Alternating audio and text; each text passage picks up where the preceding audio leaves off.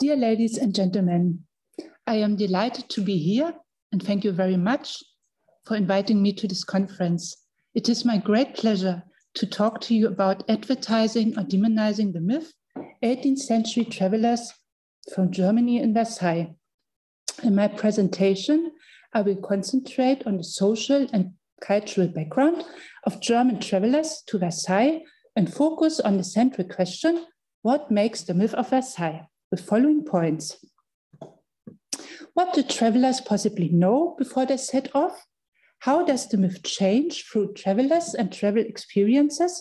And finally, will the travelers become prophets of myth or its destroyers? Before answering these questions, it is first necessary to ask what the myth of Versailles actually is. A myth in general develops around things, events, and people of high symbolic significance, as Hans Blumenberg put it in Die Arbeit am Mythos, work at the myth. In this case, the Palace of Versailles is the seat of the French royal court. How it came about? In my opinion, the central answer to this question is clear. It was Jean-Baptiste Colbert, the Intendant of Finances and Controller General of Finances, Minister of King Louis XIV, who fostered the myth of Versailles, who directed and controlled it, as we will see below. The Palace of Versailles was open to visitors. However, access was restricted to male adults carrying a sword, which could be borrowed at the palace entrance. The royal apartments were open to visitors 3 times a week. A small circle was admitted to royal festivities and could see the king and members of his court.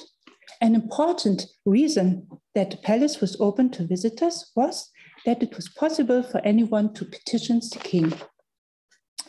There is an anonymous travel report with the title "And Partisan Snipes of Several Good Friends, which they had over the treasures that were to Paris and in the surrounding palaces, in particular to Versailles, from the year 1719. There, the palace is described at length and extremely precise.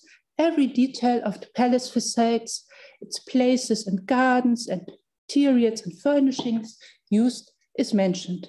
Also, the inner distributions of the buildings and its decorations are described, namely the sequence of ceiling paintings as the Great Gallery.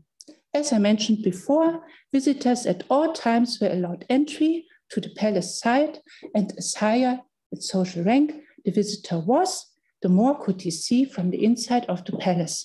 This, however, did not necessarily include contacts with members of the court society. The gardens, too, are listed precisely with their different areas, their size, sculptures, and buildings, namely the Trianon. They were to be visited with guides that were members of the Swiss Guard of the King.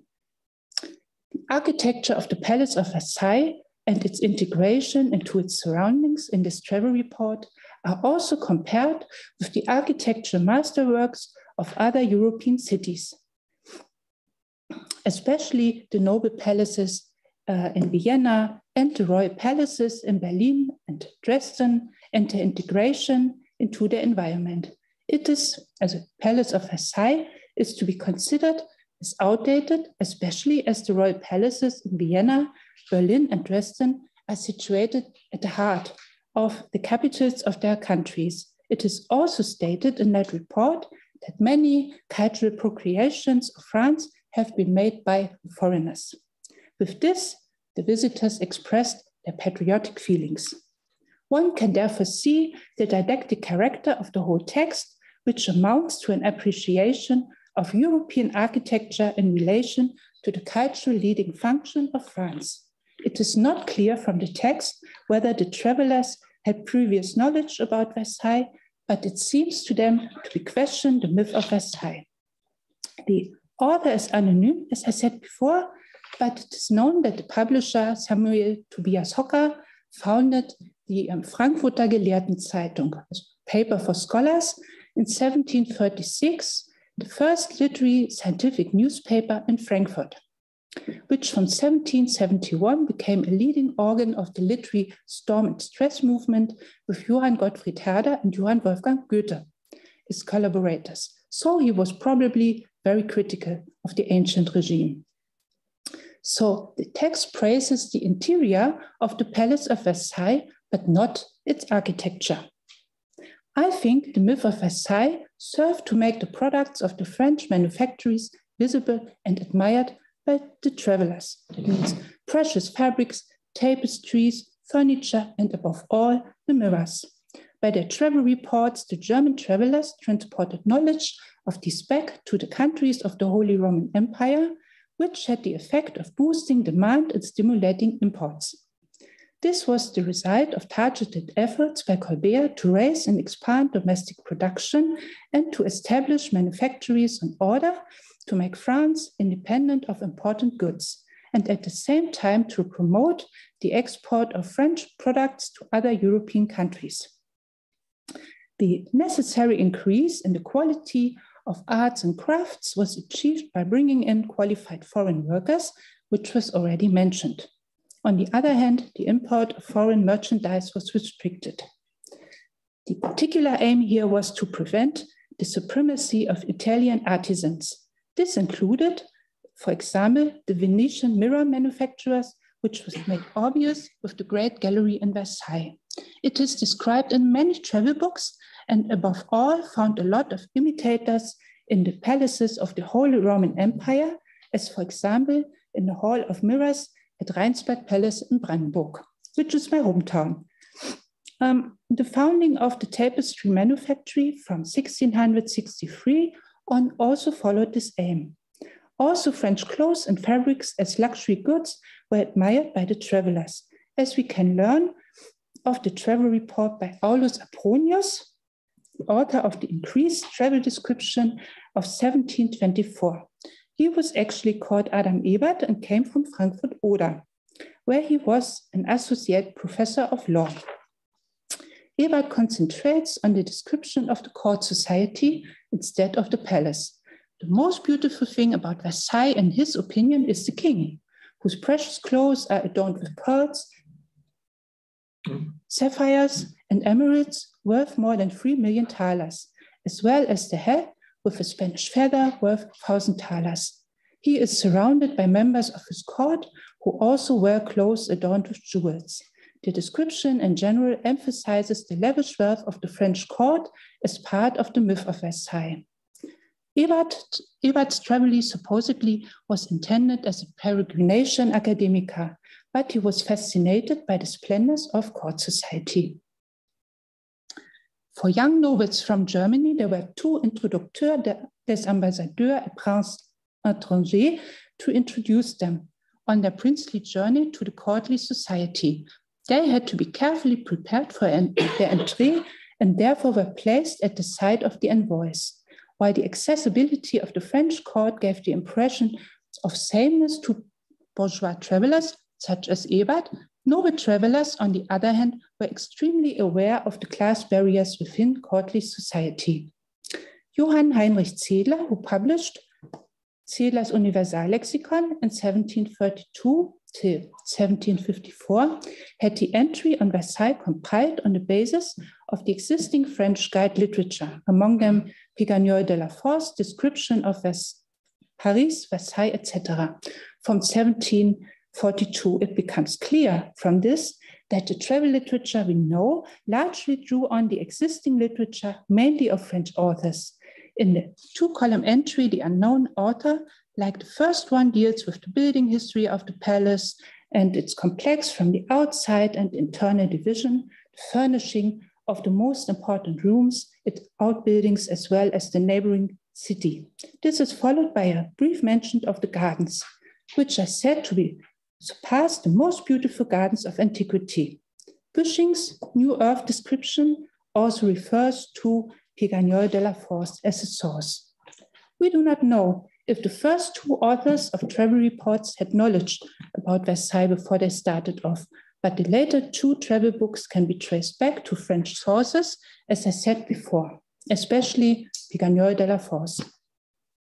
He was a geographer, journalist, and historiographer, and his description of Versailles was a reference for German travelers because of its precision. Even destroyed parts of the palace are treated in it. Between 1672 and 1691, more than 30 travel guides on France, or with a focus on Paris and Versailles, were published. The first one started in 1674 at Colbert's suggestion with the collaboration of Charles Perrault and André Flavie as Academy members, and was completed between 1685 and 1687. Many descriptions were provided with engravings of the palace and especially its grounds. Despite the high quality, the price was moderate. The engravings from the Cabinet du Roi were widely distributed and also re-engraved in the Holy Roman Empire, namely by Johann Ulrich Kraus in Augsburg. Plans and views of Versailles spread throughout Europe. In addition, there were descriptions of courtly festivities, buildings, and ceremonials by Flavie. Also, the sculptures of the Versailles Gardens were to be seen in the engravings of Thomassin. However, the first German description was written by Christoph Leonhard Sturm, as we heard before, in the year 1719. On this foundation, I would like to arrive at a more general answer to the questions posed at the beginning. As can be concluded from what was said initially, the French guidebooks, together with the accompanying engravings, provided important information and illustrative material to prepare German travelers. In addition, implicitly and certainly under the influence of Colbert, the sites to be visited were specified in order in which they were to be visited by the French guidebooks. At first, Versailles Chapel, then the visitors arrived at the inner courtyard, the great apartments, the ball saloon, the Hall of Mirrors, the Queen's Chamber, and the gardens. Sources cited by Büsching and Zedler give an indication that knowledge of these travel descriptions was widespread among German travelers. This would also explain the general character of many German travel accounts. It is also important to ask what the travelers thought of this after they had been to Versailles themselves. In this context, it is striking that the first travel report is very critical of the architecture of the Palace of Versailles. However, it is important to bear in mind that at the time of this report's publication, the court had left Versailles and shifted its focus to the Palais Royal in Paris, so other cultural models were already in place. This is an indication that France's function as a cultural role model was already partially questioned at this time. At least with regard to the architecture of the Palace of Versailles. Accordingly, it is known to all of us that it was only imitated once as a whole, as in the residential buildings of the German states, namely in Herrenchiemsee Palace, which was built by King Louis II of Bavaria in the 19th century. The interior of the palace, and especially its furnishings, on the other hand, are described in detail and without any critical distance. In fact, in some German palaces, we find French furniture and the like, for example, in the palaces of King Frederick II of Prussia, who was very Francophile. These objects were bought in Paris, as we learned from the letters of the architect Balthasar Neumann. In 1719, he was appointed with the building supervision of the Würzburg residence by Prince Bishop Johann Philipp Franz Count of Schönborn. He then traveled to Paris, where he wanted to present his plans to the first royal architect, Robert de Cotte. In Paris, where Neumann had been staying since the 1st March 1723, he praised the interiors of the hotels, and there, in addition to acquiring reproduction engravings, he bought various furnishings on site as models for the craftsmen at home. It is not always clear from the text cited here to which social class the authors belonged. However, it is known that they were part of the North German Protestant bourgeoisie. German travelers often served as travel companion for young noblemen on their cavalier tour to earn a living and wrote down their travel experiences afterwards. Hereby, they also provided valuable guidance for other court masters. That could have been the case with Ebert. In other words, bourgeois travel literature developed in the environment of noble cavalier travel. Of course, there also exist travel reports by noblemen, for instance, by Christian Ernest Marquis of Brandenburg, the so-called Brandenburgian Ulysses, from the year 1669. However, these had more private character. They were often beautifully written by hand and kept at the libraries of their families. It can be assumed that the members of the German nobility also took note of the relevant travel reports by bourgeois authors on their grand tour and thus followed Colbert's literary incentives to promote the demand for French luxury goods to strengthen his country's economy. In this context, the first travel report also accurately mentions that foreign artists and artisans were used by Colbert to achieve his goal. However, it does not seem as if these isolated critical remarks are damaging the myth of Versailles, as can be seen from the fact that travel reports continued to be published during the 18th century, and thus trips were made as regularly as before. It seems difficult to say, in general, whether the travelers become prophets of the myth or destroyers, precisely because their writings follow established literary patterns. But it does seem that the centers of interest also changed. The second travel report in particular emphasizes the lavish clothing of the court members that were also products of French manufactories, and their display was also in line with Colbert's intentions to stimulating the demand for French export goods. The fashions of the French aristocracy were disseminated through the Mercure Galant magazine, which appeared from 1672 to 1724, the first official journal to report on the world of fashion. It played a central role in spreading the news about fashion, luxury goods, etiquette, and court life under Louis XIV in the provinces and abroad. Overall, there's every reason to believe that Colbert's comprehensive economic policy efforts have achieved the success he intended, and thus the travelers spread the myth.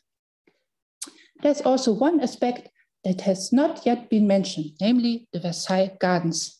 The Versailles Gardens usually attracted the highest interest from all travelers and were open to visitors day and night. The admiration of Le Nôtre's work was usually to create from a waste area a lush garden landscape. This is particularly evident from Zedler's entry. Here you will find numerous examples of the exemplary effect of Versailles garden art in contemporary German gardens. For example, the Großsedlitzer Park, the so-called German Saxon Versailles. The Versailles water games were particularly admired because of their technique, as we heard before, but their regular operation was associated with difficulties, as we know from the travel reports, because the water pressure was not sufficient for simultaneous operation of all fountains. Finally, I would like to thank you for your attention and look forward to an animated conversation or discussion with you.